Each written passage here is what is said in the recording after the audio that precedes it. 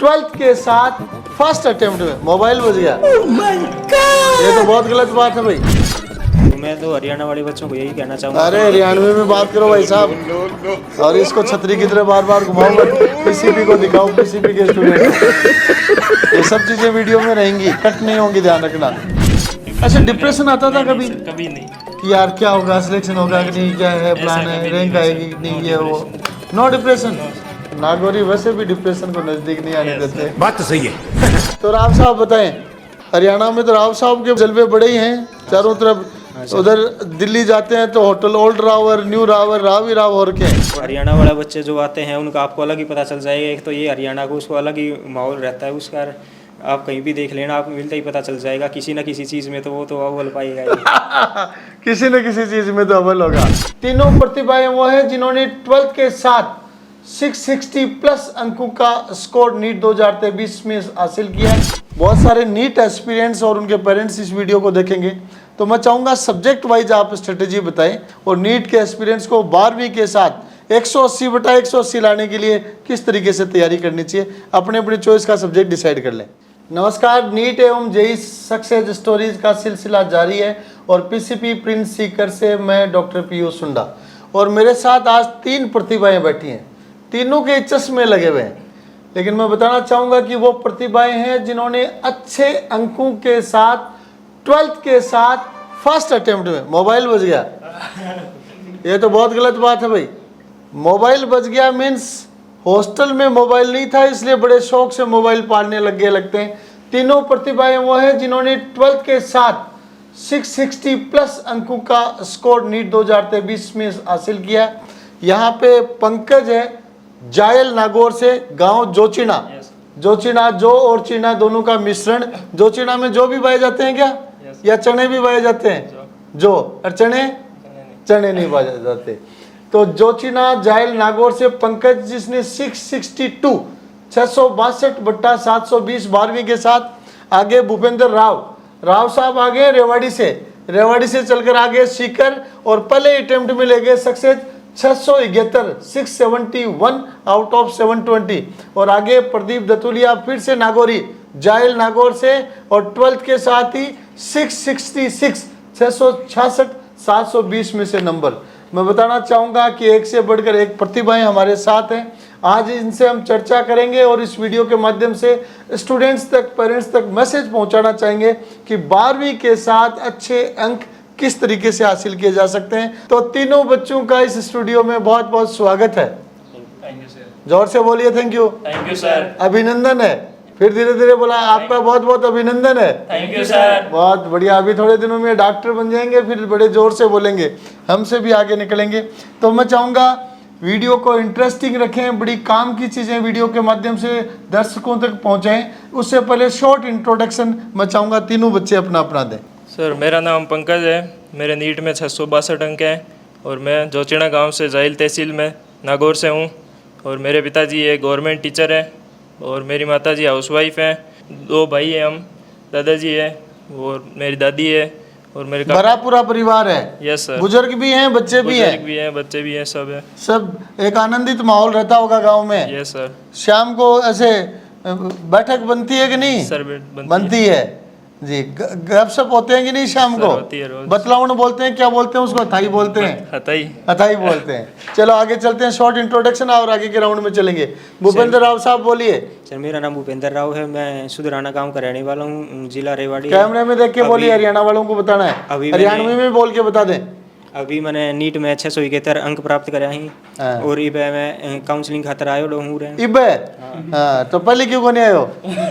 Start होगी तरह तभी तो आएंगे सर। जी जी। मैं मेरे पापा मम्मी और मेरी छोटी बहन के साथ रहता हूँ, और मेरे दादा दादी भी हमारे साथ रहते हैं। हमारा जॉइंट परिवार है। जॉइंट परिवारों के बच्चे ज़्यादा हैं, पालन पोषण बड़ा अच्छा होता है। चलें प्रदीप दतुलिया की तरफ। Thank you sir. मेरा नाम प्रदीप दतुलिया है। मैं टाटरवी गांव का रहने वाला हूँ।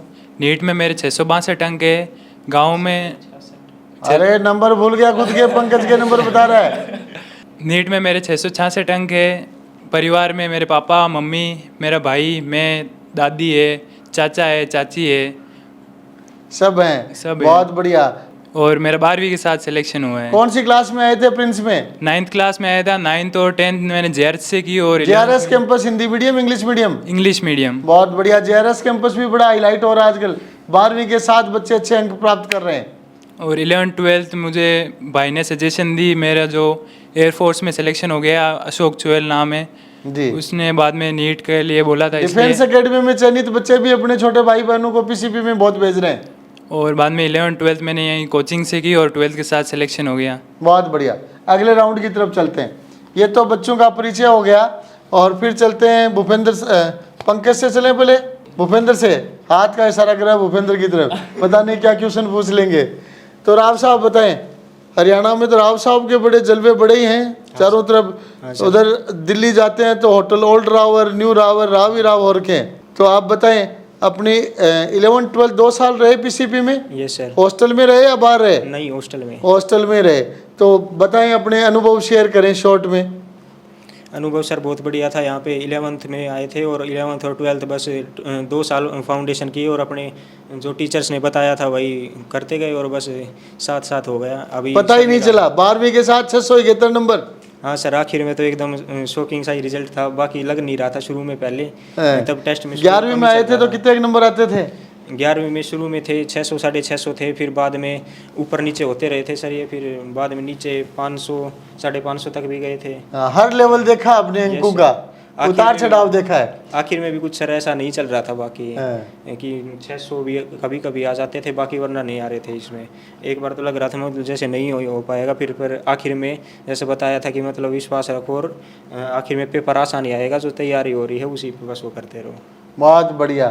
तो साथ में क्यों नहीं बच्चों को मैसेज दें, जैसे आपने कहा कि टेस्ट सीरीज में मार्क्स का बड़ा अप डाउन चलता था, तो जिन बच्चों के टेस्ट सीरीज में अक्सर अधिकांश बच्चों के ही चलता है, तो उन बच्चों को क्या मैसेज देना चाहेंगे आप?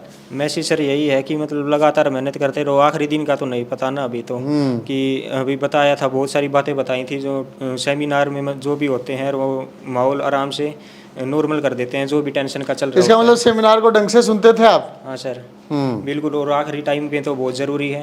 और बाकी कुछ बातें बताई थी आखिर में, वही सोच के गए थे। और बिल्कुल एग्ज़ाम के दिन जो भी लाइट माहौल रखा था उन्होंने भी बहुत मदद की। कूल माहौल के तहत परीक्षाएं दी। बहुत बढ़िया। तो चलते हैं प्रदीप की तरफ। प्रदीप दतुलिया, 4 साल हो गए प्रिंस में। चारों साल हॉस्टल में रहे या बाहर का अनुभव भी लिया? 4 साल हॉस्टल में ही रहे थे। तो उबे नहीं क्या, थक जाता है 4 साल एक ही माहौल में रहते? नहीं, हॉस्टल बहुत बढ़िया लगता था मेरे ऐसे क्या? रास आ गया। हाँ। बताओ, आप नागौरी भाषा में बताओ दर्शकों को कैसे तैयारी की। बच्चे सुन रहे हैं नागौर के बहुत सारे इस वीडियो को। मैं कोचिंग में 11th में नागौरी में बताओ थोड़ी सी। मैं कोचिंग में 11th में आयो। हाँ आयो। बाद में शुरुआत में नंबर आता है चालता 600 चलता था? ठीक चलता है यार शुरुआत में। हाँ 600 चालता, लगभग 600 ही चालता पूरी 11th। एकर का थोड़ा कम हुआ, बाकी वापस पाचा बढ़ गया। और फाइनल कितना आया? फाइनल 11th में मेरे 643 ही थे हाईएस्ट। बाद में 12th में आया तो पहले पेपर में मेरे 671 थे और दूसरे पेपर में 680 थे। तो मुझे लगा कि कुछ कर सकते हैं, मुझे रैंक कॉन्फिडेंस आया। हाँ कॉन्फिडेंस आया। बाद में 12th में कभी 600 से नीचे नहीं गया, लगभग 1-2 बार गया होगा जी।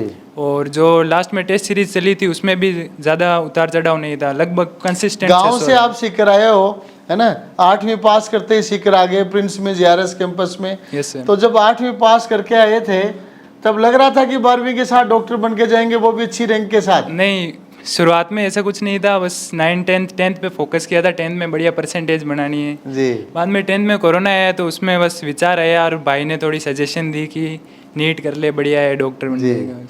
तो जैसे 9वीं में गांव से निकलते हैं तो उस टाइम अपने तो गांव में तरह तरह का माहौल रहता है, भाई वहाँ जाके क्या पढ़ेगा, 9वीं क्लास में तो यहीं पढ़ ले, ये कर ले। और उसके अनुसार कई बार अपन भी पेरेंट्स भी सोचते हैं भाई बाहर भेजें या यहीं रखें। तो उस माहौल में आपको ऐसा कोई सुनने को मिला? हाँ सुनने को बहुत मिला, क्योंकि तब 9th में इतनी ज़्यादा उम्र होती नहीं है कि बोला 11th में चले जाएगा, 9 10 का टापरा रोटी ढंगों को नहीं खिलाना चाहे, इसलिए हॉस्टल में भटक रहा हूँ। हॉस्टल में भटक दिया। बहुत बढ़िया। तो फिर आते हैं पंकज की तरफ। पंकज है वो नीट की एग्जाम देते ही मोबाइल भी रखने लग गया और मोटा भी हो गया है। तो पंकज 2 साल आपकी अच्छी परफॉर्मेंस चली है। क्या आप कॉन्फिडेंट थे कि मैं अच्छे मार्क्स के साथ सिलेक्ट होऊंगा? Yes sir, sure. बताओ अपनी तैयारी की रणनीति बताओ। दर्शकों को बताओ कि बारी के साथ शानदार अंक कैसे हासिल किए जा सकते हैं। सर उतना कोई खास है नहीं, बहुत इजी पेपर आता है और आराम से अगर कंटिन्यूअसली कंसिस्टेंटली मेहनत करते रहे पूरे 2 साल मन लगाकर तो आप कंसिस्टेंटली नागौर में सीखा कि सिकरार सीखा? नागौर में सीखा कंसिस्टेंट वर्ड। हाँ, खटियार सीखो कंसिस्टेंट सर, वैसे यहाँ पे ज़्यादा काम में लिया जाता है सेमिनार्स में। जी जी, consistency is the key of success. जी सर। जी, तो कंसिस्टेंटली मेहनत करते रहेंगे तो कोई इतना खास पेपर आता नहीं है, वही क्वेश्चन आते हैं जो हमारे यहाँ की टेस्ट सीरीज़ में होते हैं और बस वही पेपर पढ़ के जाना पड़ता है। यहाँ के पेपर अच्छे से कर लेते हैं तो वहाँ पे बिल्कुल भी कोई दिक्कत वाली बात ही नहीं है और आराम से हो जाता 11वीं में आए थे तब था लगा था कि बारी के साथ ही जाएंगे या एक आधा अटेम्प्ट और लेंगे? है। नहीं सर, सोच के आए थे, सोच के आए थे 2 साल में करना 2 साल में रवानगी करनी है बाबा। Yes sir. ज्यादा नहीं रहा कि मैस का आटा ज्यादा नहीं खाना है। Yes sir. बहुत बढ़िया। फिर चलते हैं भूपेंद्र राव की तरफ। तो भूपेंद्र, कुछ बात हरियाणवी बच्चों से करो। इस वीडियो को हरियाणवी बच्चे बहुत देखेंगे। पढ़ाई के माहौल के बारे में हरियाणवी बच्चों से बात करो इस वीडियो के माध्यम से। तो मैं तो हरियाणा वाले बच्चों को यही कहना चाहूँगा। अरे हरियाणवी में बात करो भाई साहब, और इसको छतरी की तरह बार बार घुमाओ मत। पीसीपी को दिखाओ, पीसीपी के स्टूडेंट हो। ये सब चीजें वीडियो में रहेंगी, कट नहीं होंगी, ध्यान रखना। मैं तो हरियाणा वाले बालक कहना चाहूँगा कि अपने आराम से मेहनत करो, आराम से पीसी पे मानो, पीसी पे आओ ना। कोई भी जीता थे आप मेहनत कर रहे हो वो तो बढ़िया डाल मेहनत करो। आपका जो बता रहे हैं क्वेश्चन वही है, सिलेबस सेम है, जो बस आप मेहनत करोगे वो है आपको बस डिफरेंस बनाओगे जी। और हरियाणा टॉपर आजकल पीसीपी में बहुत आने लग गई, रिजल्ट भी मिल रहे हैं बाने। हाँ सर, अभी तो बहुत आने लगे हैं। शुरू में तो आते थे तब कोई पूछ लेता था कहाँ से है, नु हरियाणा से, ना ये नहीं पढ़ता। ये नहीं पढ़ता, ज़्यादातर यही रहता था कि हाँ ये है, बस ये बच्चों को दूसरे और को खराब करेगा। लेकिन धीरे धीरे बच्चों का पढ़ाई का रुझान बढ़ा है। हमारे गांव से भी अभी 2 सिलेक्शन हो चुके थे मेरे से पहले। जी जी। तो मैं आया था तब तो घर वालों ने भी मतलब यहीं पे। किन किन बच्चों का सिलेक्शन हुआ था आपके गाँव से पहले? 2 बच्चों को हमारे गांव से यहीं से पहले, मेरे से पहले सक्सेस मिली है। एक लड़के का नाम यमन है और एक और लड़की है जो मेरे से पहले ही आए थे यहीं पे। तो उन्होंने सिलेक्शन हुआ तो रास्ता दिखाया, और रास्ता दिखाया तो भूपेंद्र रास्ते पे आ गया और पहली बार में छक्का मार दिया 671 अंक का। Yes sir. यात्रा सफल रही? बिल्कुल सर जी। तो हरियाणवी बालकन कोई और मैसेज दो यार, हरियाणवी बालकन मैसेज की ज़्यादा ज़रूरत है। हरियाणवी बालकन सर और कोई मैसेज की ज़्यादा ज़रूरत तो ना है, अपने बस मेहनत करते रहेंगे और हो जाएंगे। जी जी। इंटेलिजेंट होते हैं हरियाणा के बच्चे, मैं देख रहा हूँ। बिल्कुल होते हैं सर जी। हरियाणा वाले बच्चे जो आते हैं उनका आपको अलग ही पता चल जाएगा। एक तो ये हरियाणा को उसको अलग ही माहौल रहता है उसका, आप कहीं भी देख लेना, आप मिलता ही पता चल जाएगा। किसी न किसी चीज़ में तो वो तो अव्वल पाएगा ही। किसी न किसी चीज़ में तो अव्वल होगा, या तो पढ़ाई में होगा या नहीं तो स्पोर्ट्स में होगा। इन दोनों में नहीं होगा तो किसी कुछ मात में अव्वल हो जाएगा। सर लेकिन पीसीपी में आ गया, प्रिंस में आ गया तो कुछ मात तो चलेगी नहीं। पढ़ाई या खेलकूद 2 में से एक में अव्वल रहना पड़ेगा। मानते हो कि नहीं आप बात को? सर उसमें भी हो जाते हैं, पढ़ाई में भी हो जाते हैं जी। बहुत अच्छा। अब मैं नेक्स्ट राउंड चलता हूँ। बहुत सारे नीट एस्पिरेंट्स और उनके पेरेंट्स इस वीडियो को देखेंगे, तो मैं चाहूँगा सब्जेक्ट वाइज आप स्ट्रेटेजी बताएं। एक एक सब्जेक्ट फिजिक्स, केमिस्ट्री, बायोलॉजी ले लें और नीट के एस्पिरेंट्स को 12वीं के साथ 180/180 लाने के लिए किस तरीके से तैयारी करनी चाहिए। अपने अपनी चॉइस का सब्जेक्ट डिसाइड कर लें। कौन कौन सा सब्जेक्ट बताएगा? फिजिक्स प्रदीप बता देगा, बायो भूपेंद्र बता देगा, तो पंकज के पास बच गई केमिस्ट्री पंकज बता देगा। तो चलो प्रदीप से ही शुरुआत करो। फिजिक्स में 180/180 लाने हैं 12वीं के साथ, बताओ। फिजिक्स में कुछ नहीं, बस क्वेश्चन प्रैक्टिस करते रहनी है। और सिलेक्शन होते ही बच्चे कहते हैं कुछ नहीं, और जब तक सिलेक्शन नहीं होता तब तक महाभारत लगती है। नहीं, महाभारत को आसान कैसे बनाना है ये बताइए वीडियो पे आप। नहीं, महाभारत तो लगती है लेकिन सिलेक्शन के बाद मतलब आसान है। हाँ, तो पढ़ रहे हैं उस दौरान कैसे फिजिक्स को कवर करना, क्या तरीका रहना चाहिए? फिजिक्स के जितने ज्यादा क्वेश्चन लगाएंगे उतने ज्यादा बढ़िया रहेगा। और क्वेश्चन मेरे पास बच्चे आते हैं कि क्वेश्चन लगते ही नहीं है सर, उनको क्या करना चाहिए? लगते नहीं है तो एक बार के लिए छोड़ दो और थोड़ी देर बाद दूसरे क्वेश्चन में चले जाओ जी। और फिक्स टाइम रखो भाई, 1 घंटा है तो 60 क्वेश्चन करने हैं तो 60 1 घंटे में 60 क्वेश्चन? हाँ, मतलब 60 minute 60 question. 60 question, speed and accuracy दोनों चेक हो जाएंगी। अगर पहला क्वेश्चन नहीं हो रहा तो छोड़ दो, एक बार थोड़ी 30 सेकंड के लिए देख लो, हो रहा है तो ठीक, नहीं तो नहीं। दूसरे क्वेश्चन पे जाओ, दूसरे बाद में लगातार होते जाएंगे। वापस अटके तो उसमें अटके हुए ही नहीं रहना है, बस आगे बढ़ते जाना है। और बहुत अच्छी बात प्रदीप ने बताई कि 60 मिनट में 60 क्वेश्चन का टारगेट लेके चलो। अगर आपकी ऐसी स्पीड नहीं है, इतना कॉन्फिडेंस नहीं है, तैयारी नहीं है, तो आप कम क्वेश्चन 30 सेलेक्ट कर सकते हो। टाइमिंग 1 घंटे का डिसाइड किया, क्वेश्चन अटेम्प्ट किया, ट्राई में लगा कि नहीं हो रहा है तो उसको वहीं छोड़ दीजिए, अगले पे आ जाइए, ऐसे और चलते जाइए। जो छोड़ दिए थे वो एक बार वापस ट्राई कर लो, एक राउंड हो गया तो फिर से ट्राई करो, मेन फिर से पेपर ट्राई की कर तरह। लो और 5-10 मिनट और एक्स्ट्रा दे दो, इतने ही बचेंगे 5-10 क्वेश्चन जो मुश्किल होंगे, बाकी तो इतना मुश्किल नहीं होता नीट तो में। पहली बात तो आपने बता दी क्वेश्चन प्रैक्टिस। हाँ। और बताओ फिजिक्स में दूसरा मूल मंत्र, और गुरु बस- मंत्र दो। अब तो गुरु हो गए हो तो गुरु मंत्र रिलीज कर वो दीजिए। जो नहीं हुए बाद में डाउट काउंटर पे जाके फैकल्टी से पूछो, बहुत टॉप फैकल्टी है पीसीबी की, जो भी पूछोगे वो बता देंगे। ठीक है, तीसरा गुरु मंत्र एक और बता दो फिजिक्स के लिए, या 2 से काम चल जाएगा? 2 से चल जाएगा, मेरे 2 से चल गया था बाकी। बहुत बढ़िया। अब आ जाए भूपेंद्र, बायोलॉजी 360 का मामला डबल दे दिया आपको, ओके सर। 360 बटा 360 12वीं के साथ, बताओ टिप्स। बायो में तो सर कुछ ज़्यादा नहीं है, जो मेन सभी कहते हैं कि एनसीईआरटी से चलो, अभी पेपर वो भी एनसीईआरटी बेस ही आने लग गया है, और जो एनसीईआरटी पढ़ो और उसके बाद क्वेश्चन भी लगा लो, वरना आपको पता नहीं चलेगा अगर बस लाइन में किस लाइन में से क्वेश्चन आ गया। जितने ज़्यादा क्वेश्चन लगाओगे पूरी की पूरी एनसीईआरटी कवर होती जाएगी आपकी। बहुत अच्छी बात भूपेंद्र राव ने बताई है कि एनसीईआरटी पढ़नी है, लेकिन साथ में क्वेश्चंस ज़्यादा लगाने हैं, क्योंकि क्वेश्चन लगाओगे तो ही आप लाइनों को पकड़ पाओगे, अन्यथा वो लाइन मिस होती रहेंगी। और क्वेश्चन बार बार वही करने हैं, एक ही मटेरियल से रख लो, क्वेश्चन वही करने हैं जो कई बार बच्चा क्या करता है, ये मटेरियल भी पढ़ लूँ, ये भी पढ़ लूँ, ये भी पढ़ लूँ, मटेरियल की तरफ बहुत ज्यादा भागता है ना। मटेरियल सभी कोचिंग का बाकी सब लगभग सेम ही होता है, किसी जी, में जी। कोई क्वेश्चन आगे कोई कुछ पीछे। ऊपर कर दिया, कुछ नीचे कर दिया, कुछ लेफ्ट राइट कर दिया, मेरे से पूछते फाइनल हैं, एक ही है। अभी पूछते हैं कि तुम्हारे कोई पुराने मॉड्यूल हो, तुम्हारे कुछ ये हो, क्वेश्चन वही सिलेबस में से बनते हैं, और जो भी आप कर लोगे 2-3 बार कर लोगे तो वही बस उसी से आपकी प्रैक्टिस हो जाएगी, और कोई नया क्वेश्चन भी आएगा तो उसको भी आप कर पाओगे। कोई क्वेश्चन या क्वेश्चन बैंक या मॉड्यूल लगा लिया आपने तो पूरे तो नहीं कर सकते ना जी। आप, और जो डाउट रह जाते हैं उसको हमेशा वो क्लियर करना। शुरू में तो ज़्यादा नहीं किए थे मैंने भी, पर बाद में टेस्ट सीरीज़ के दौरान सभी दोस्तों का मतलब ग्रुप बना के और फिर सारे पूछ लेता था। कितने बच्चों का ग्रुप बनाया? ग्रुप मतलब 3-4 जो भी उस टाइम अवेलेबल रहते जी, थे जी। वहाँ पे ज़्यादा भीड़ भाड़ना, और वैसे कर लिए थे सारे, मतलब जो भी टेस्ट में आते थे, और वो वैसे ही पंकज था, केशव, राजवीर और बाकी जो दोस्त थे, प्रदीप और बाकी जो जिन्होंने भी वो आता था। दोस्त सेलेक्ट हो गए, रह भी गए? वे भी हैं सर, कुछ 1-2 रहे भी हैं ना, मोस्टली हो गए। जो मोस्टली हो गए, बहुत अच्छी बात है, मोस्टली बारी के साथ हो गए, यस सर। बहुत अच्छी बात। तो ये बायोलॉजी के बारे में बता दिया भूपेंद्र ने। अब आ जाओ पंकज, केमिस्ट्री 3 पोर्शन है, तीनों का अलग अलग बताएं। सर केमिस्ट्री 3 भाग में डिवाइड कर दी है, एक तो इनऑर्गेनिक, एक ऑर्गेनिक और एक फिजिकल हो गया। तो सबसे पहले बात करेंगे इनऑर्गेनिक की। तो इनऑर्गेनिक में सिर्फ एनसीईआरटी है, एनसीईआरटी से बाहर कुछ भी नहीं जाता, और जो एनसीईआरटी एकदम अच्छे से लाइन पढ़ लेगा 5-10 बार, उसके इनऑर्गेनिक में कोई भी क्वेश्चन कितनी बार पढ़नी चाहिए? कोई बच्चा बता रहा है 5, कोई 10, कोई 20, एवरेज कितनी की पढ़ ढंग लेनी? से 10 बार पढ़ लो आप, अंडरलाइन करके एकदम अच्छे से पॉइंट वाइज बना के, तो 10 बार 8-10 बार बहुत है। बहुत है, बहुत बढ़िया। और बाद में ऑर्गेनिक केमिस्ट्री है, तो उसमें सबसे ज़्यादा दिक्कत आई थी मेरे को। तो उसमें शुरुआत में अगर आप स्टार्टिंग करेंगे उस टाइम दिक्कत आएगी, ऑर्गेनिक के अंदर एकदम से नहीं आ जाएगी फिजिकल और इनऑर्गेनिक के बीच में, लेकिन बाद में जैसे जैसे सिलेबस कंप्लीट होता जाएगा, रिवीजन बढ़ेंगे तो उसके साथ साथ अपने आप मैकेनिज्म समझ में आने लग जाएगी। और तीसरी, ये ऑर्गेनिक केमिस्ट्री ज्यादातर बच्चों के साथ होता है कि पहली बार में समझ शुरुआत में के अंदर जब स्टार्टिंग होती है तो ऐसा लगता है कि क्या हो गया एकदम से, ये कैसे हो रहा है। तो लेकिन बाद में जैसे जैसे टेस्ट सीरीज होगी वैसे वैसे अपने आप लास्ट तक जाते जाते सबसे इजी यही होगी केमिस्ट्री के अंदर। बहुत बढ़िया। और बाद में तीसरा फिजिकल है, तो उसमें सिर्फ प्रैक्टिस है कि आप जितने ज़्यादा क्वेश्चन, हर टाइप के क्वेश्चन प्रैक्टिस कर लो। कोई एक आध चैप्टर ऐसे भी होंगे जिसमें थ्योरी ज़्यादा होगी, तो उनको भी याद करना है, जैसे एनवायरमेंटल केमिस्ट्री है वगैरह, तो उनमें आपको पूरा ध्यान से एक बार पढ़ना पड़ता है।